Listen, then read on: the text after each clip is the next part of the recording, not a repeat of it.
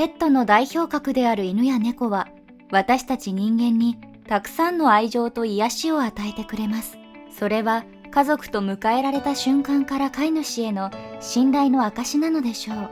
一度人間に飼われた犬や猫は自力で生きていくことは難しいと言います。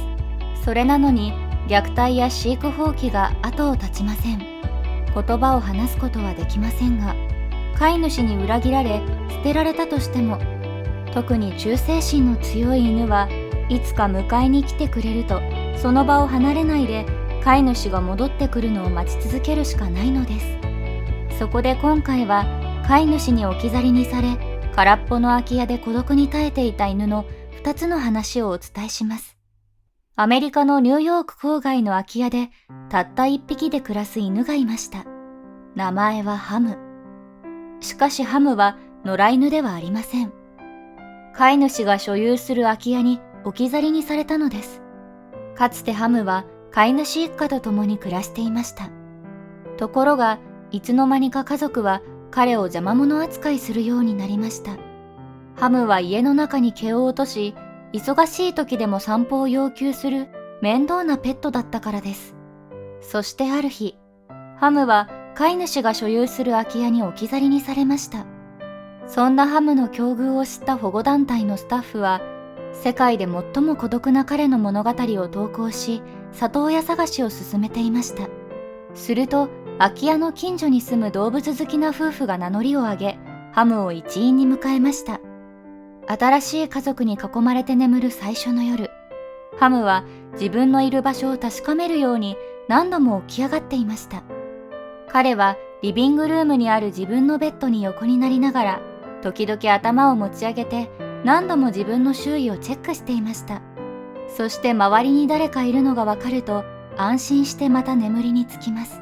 それは1週間経った今でも続いています。ハムのこうした妙な行動はこれまでの環境を考えれば仕方のないことかもしれません。ハムは空っぽの家に閉じ込められ、一人ぼっちで過ごしていたのですから。ハムの過去を知る動物福祉団体のリサ・ハートさんによると、以前空き家で暮らしていた頃のハムは窓のそばに座り、人々が通り過ぎるのをひたすら眺めていたといいます。実はハートさんはハムの元飼い主からハムの引き取り手を見つけてくれないかと相談されていました。つまり引き取り手が見つからなければシェルター行きの選択肢しかないということでした。ハムの境遇を知ったハートさんはできるだけ頻繁に空き家を訪問し、ハムを連れてよく散歩に出かけました。そして無人の家に帰る時間になると、ハムはいつも泣いていました。こんなのは絶対間違ってる。そう思っていたハートさんの所属団体に、ある日思いがけない連絡が入りました。それは、ハムの物語に目を留めた動物好きな夫婦からの問い合わせでした。夫婦はハムの空き家のそばに住んでいました。ハムを迎えたいと申し出た新しい家族は、動物福祉の弁護士であるニール・エイブラムソンさんと、彼の妻で獣医のエイミー・ロドリゲスさんとその子供たちでした。彼らはマンハッタン郊外の家でたくさんの動物と暮らしていました。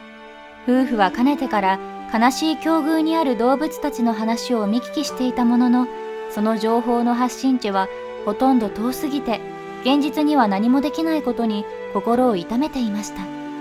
しかし、ハムのいた場所は自分たちが住んでいる場所から車で20分ほどのところにあると知り、早速連絡を取ることにしたのだそうです。ハムは広大な敷地に立つ新たな家と家族を手に入れました。そこには犬や猫だけでなく、豚や鶏、亀にウサギ、さらにオウムや馬までいて、そのすべてがかつて保護された過去を持っていました。到着したハムは積極的に動物たちと挨拶を交わし、4匹の犬の仲間たちからは熱烈な歓迎を受けました。8匹の猫たちからは遠巻きに品定めされ、オウムからは鼻をくちばしで挟まれたりしたものの、初めて見た馬には興味津々でした。新たな家で迎えた記念すべき第一夜。ところがハムは一人ぼっちでないことを確認するように30分おきに目を覚ましました。そしてそれは今でも続いているのです。エイブラムソンさんはハムの浅い眠りがいつか普通の睡眠になることを願っています。空き家に置き去りにされた恐怖と不安を忘れ、たくさんの仲間たちと目いっぱい遊んでぐっすり眠る。それがハムの日常となる日が来るといいですね。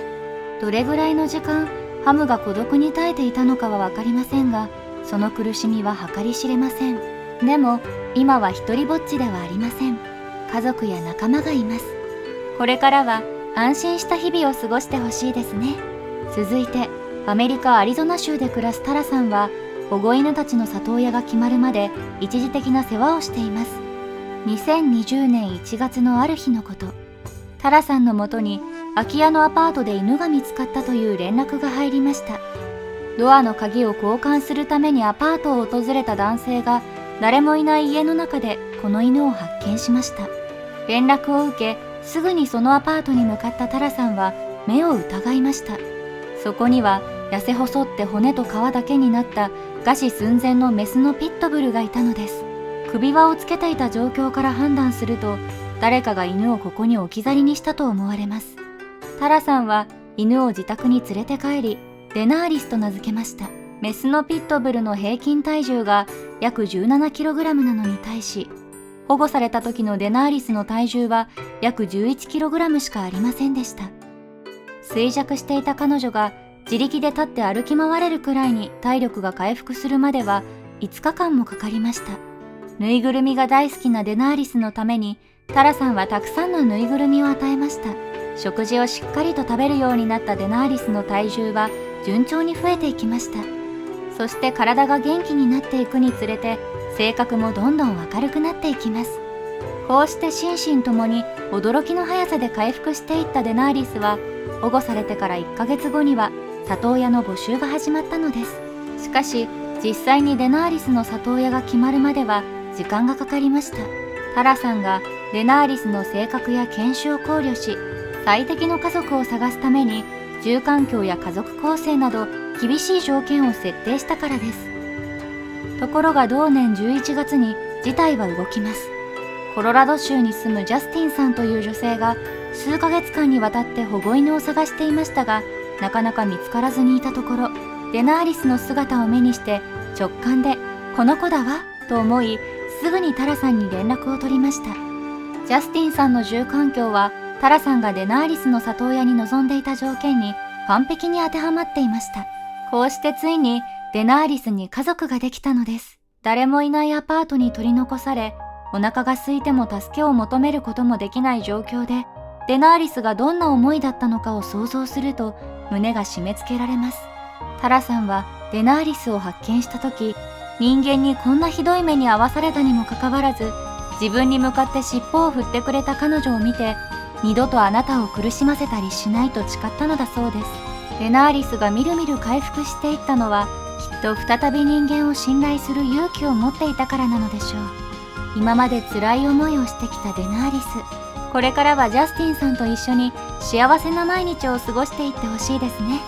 どんなにひどいことをされても、純真な心を持つ犬は人を憎むことはしません。愛情に素直に応えてくれます。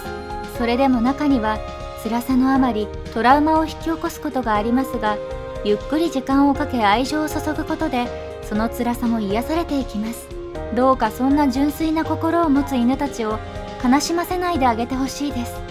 ペットとして家族に迎えたなら、最後まで責任を持って世話をしてあげてほしいです。その覚悟を持った上で動物を飼う決断をしてほしいです。最後までご視聴いただきありがとうございました。